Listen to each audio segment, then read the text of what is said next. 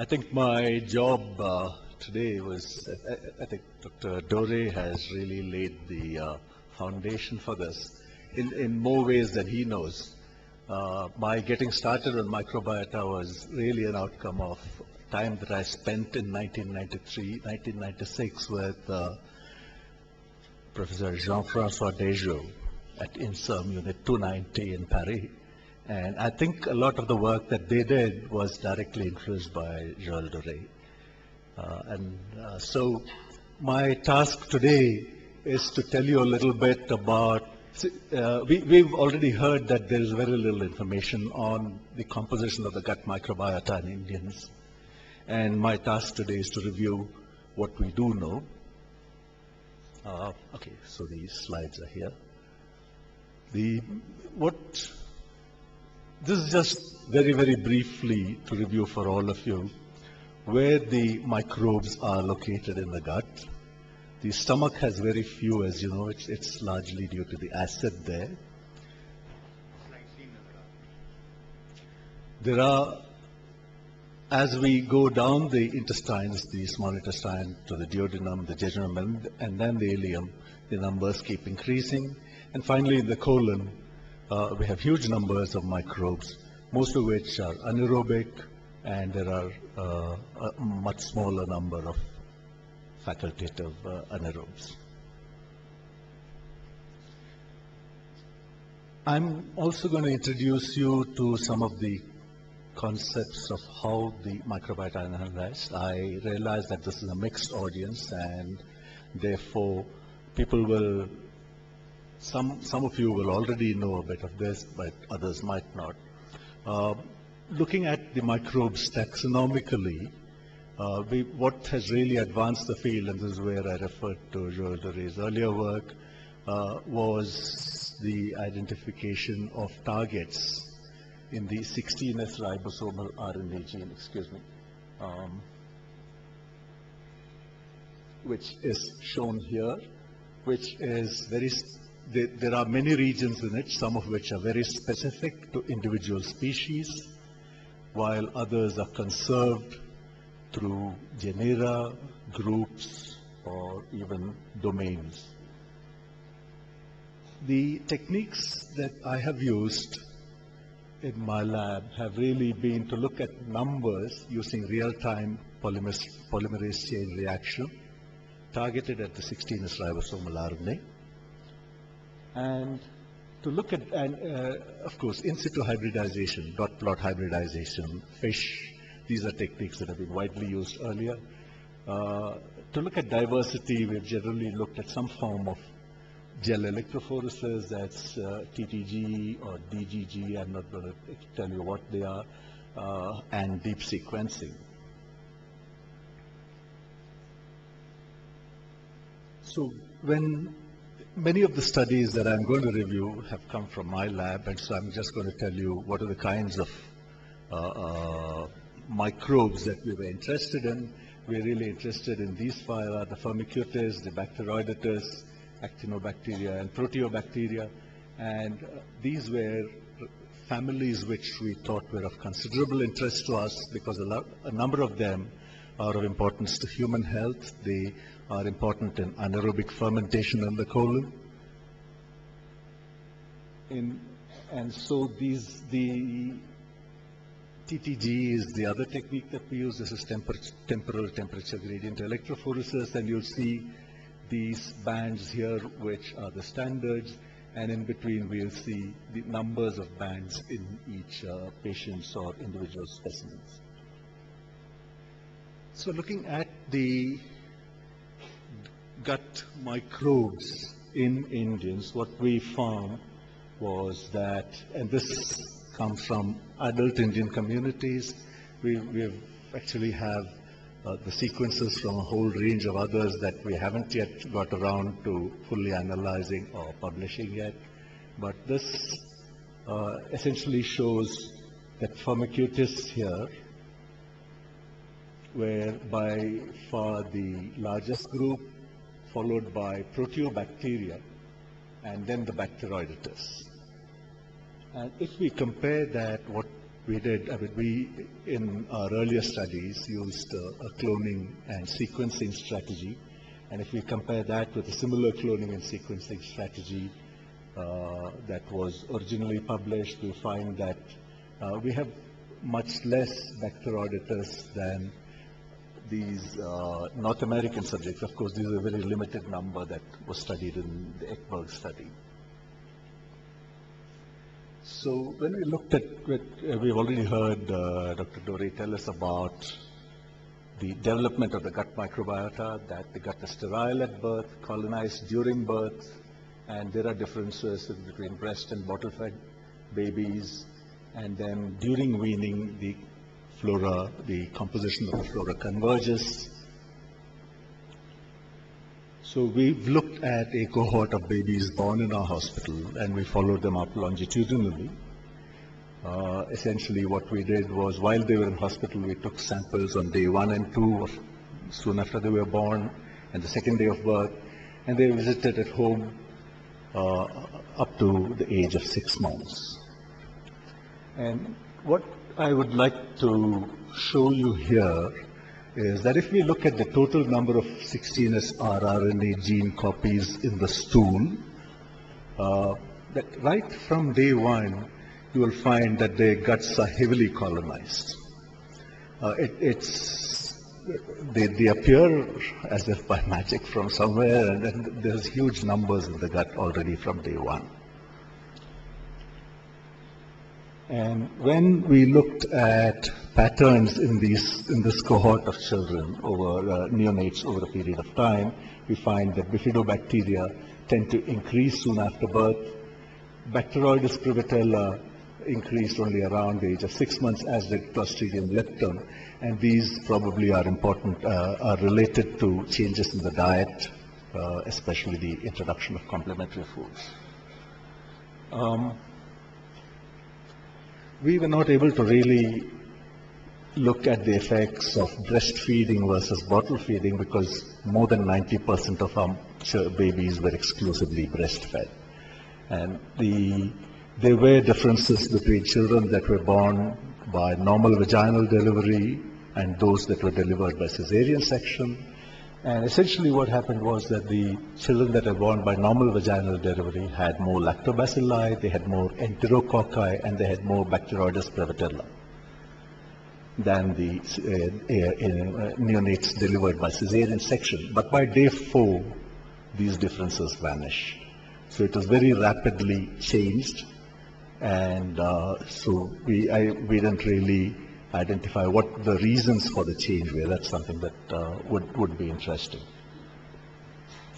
When we look at numbers, we find that essentially of some important bacterial groups, essentially what the gut flora in the Indian infants or neonates is not very different from what you'd expect in a Western neonate. And that's by just looking at genera or groups of bacteria. But when you look at individual species, and this is a TTG gel looking at bifidobacterial diversity in neonates born in our hospital, if we look at data from the West, from children born in New Zealand and the UK, bifidobacteria that are found in the infant feces are largely B. longum, bifidum, and bifidobacterium catenolatum. All our infants had a single species, and that was Bifidobacterium infantis. Dr. Dore has already referred to the hygiene hypothesis, and in fact it's speculated that the fact that Western infants are more prone to atopy and allergies could be related to the nature of the bacteria colonizing them at the time of birth. What happens during childhood and adolescence? So as these kids go along, and we've looked at them till they reach the age of, so these are individual groups of children, but coming from a single village. So they all actually had very, very similar dietary patterns. And when we look at them, we see that bifidobacteria tend to decrease as we become adults. Bacteroides keep going up. These are log scales, so they're a little deceptive here. Eubacterium rectale and Faecalibacterium prosnitziae, which are major carbohydrate fermenters and producers of short-chain fatty acids, they peak during adolescence. This is from Yogesh Chowche's group in Pune, where they looked at two different families, three individuals in each of these, this first family here and second family here. They were joint families living in the same household, eating the same kind of food. And essentially, this was the youngest in that group, the oldest in that group, showing that there is a reduction in firmicutes with age. And again, here in this second family also, reduction in firmicutes with age. But these are the very limited number of subjects.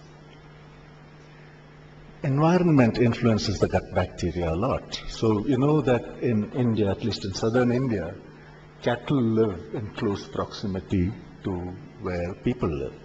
And when we looked at children that were coming from the villages, looked at the stool of children from the villages, and compared them with children living in Vellore city, and we looked at healthy rural adults, we found that rural children had this ruminal gut, the cattle ruminal bacterium, which is butyrovibrio fibrous solvents, in their feces. So this close contact probably also influences what kind of bacteria we acquire. We've already heard about the effects of diet on the gut microbiota, so there's a little bit of data relating to Indians. This is what this is looked at, the difference between vegetarians and non-vegetarians in a group of young women living in a hostel and eating the same kind of diet, except for the fact that some ate meat and the others didn't. And so the diets were fairly homogeneous in these groups. And what we actually found, much to our surprise, was that the girls that ate meat had many more carbohydrate fermenting bacteria in their gut.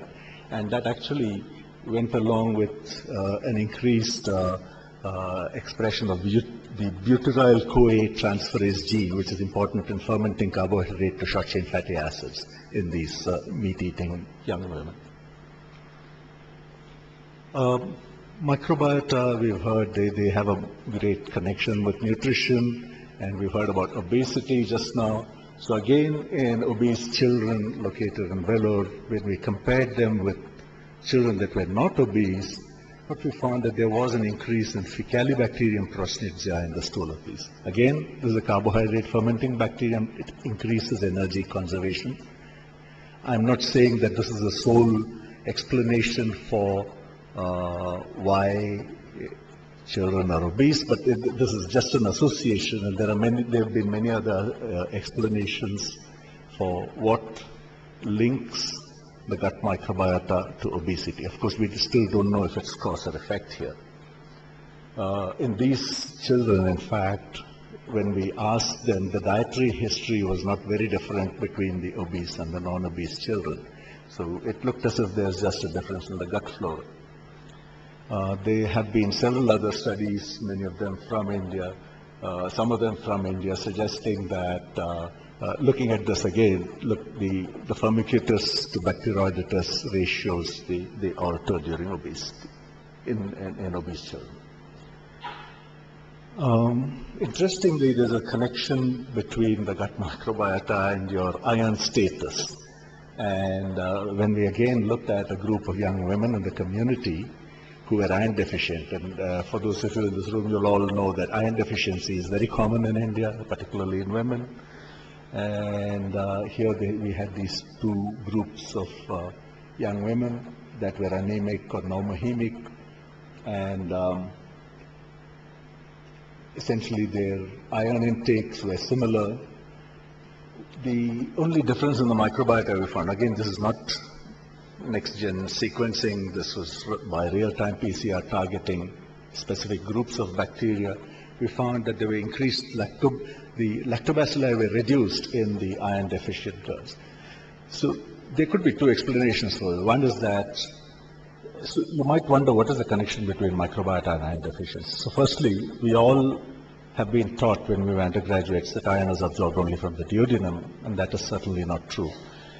There are iron transporters in the cecum and in the proximal colon, and their expression can be increased by short-chain fatty acids, and it has been shown in experimental animals at least that by feeding inulin, which is a fermentable carbohydrate, that you can increase lactobacilli and you can increase the expression of iron transporters in the cecum.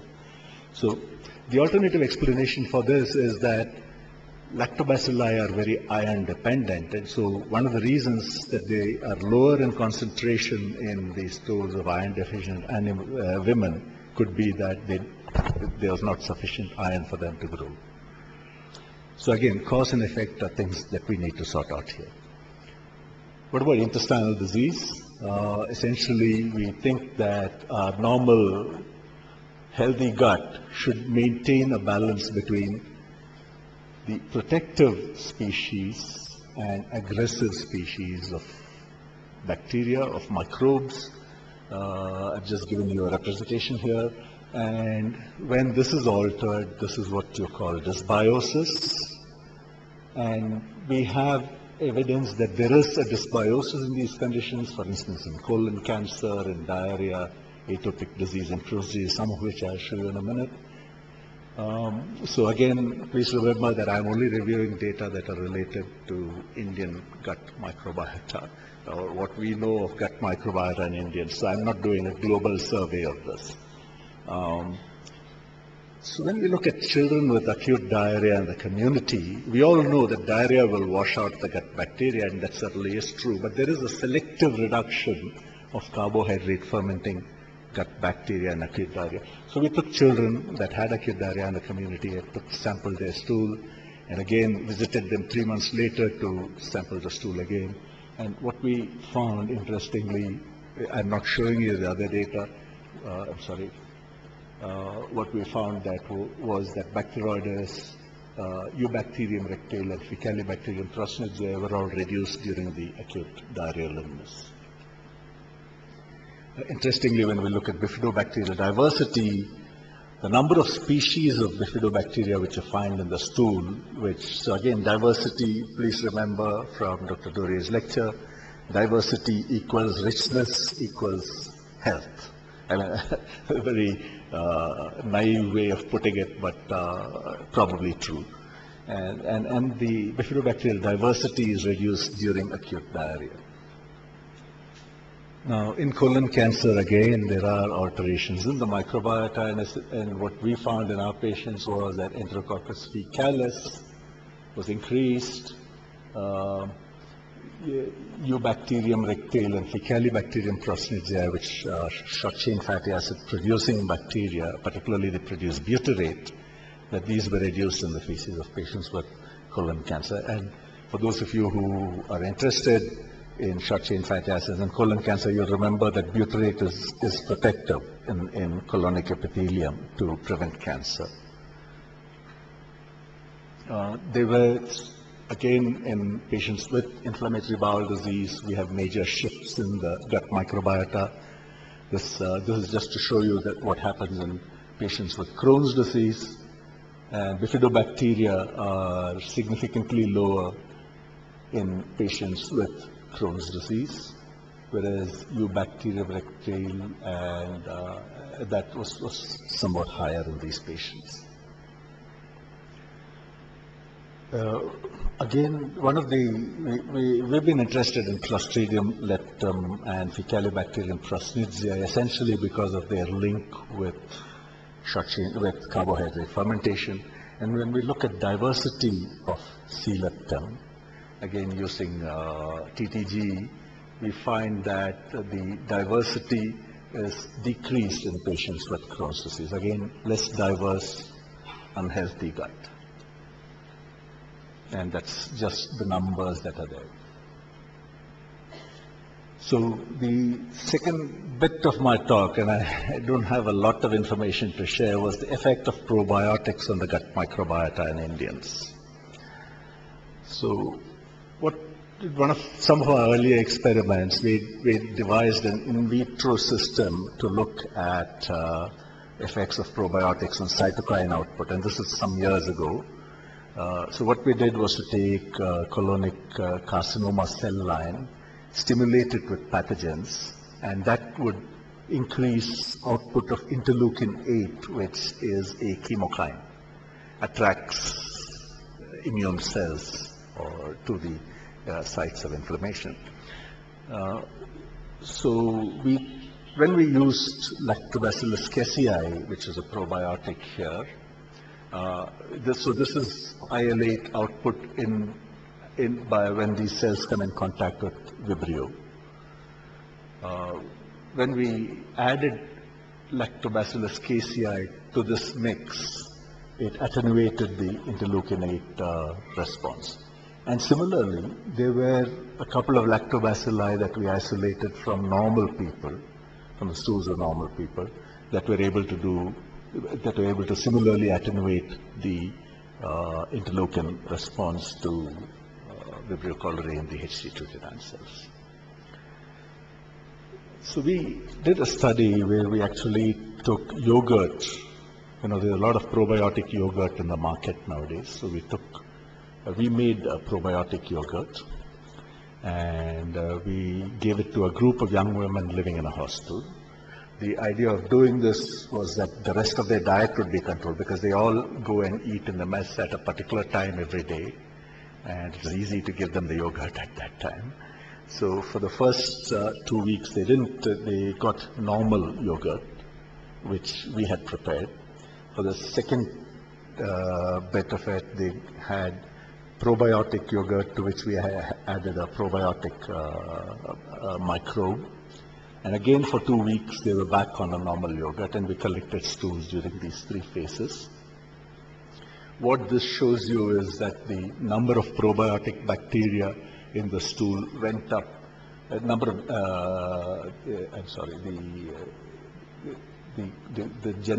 is just the genus, went up in the stool at the time that we gave it. But when we look overall at the balance of bacteria, there was no difference between these 3 feeding periods. Interestingly, when we looked at secretory IgA output in stool, that increased during the probiotic feeding.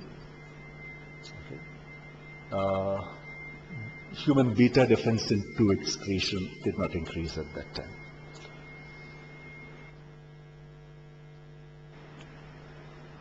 So to summarize, I've just summarized whatever data we have on the gut microbiota in Indians using molecular techniques. There is a bit of information available from 50 years ago, which used culture-based techniques.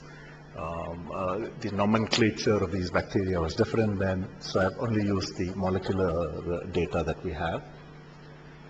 The challenge really is to find strategies which will help us understand what is cause and what is effect. I mean, in disease, you see a lot of changes. You don't know whether that's secondary to dietary restrictions, it's secondary to the effects of medication. So all this will really require studies which are adequately powered and adequately designed to see what is cause and what is effect. And this eventually may allow us to manipulate these microorganisms and lead to better health. Thank you. And finally, I should acknowledge all the people that you see here. The ones I've highlighted are the ones who really did the work. My collaborators or people who helped me in various ways, and the funders. Thank you.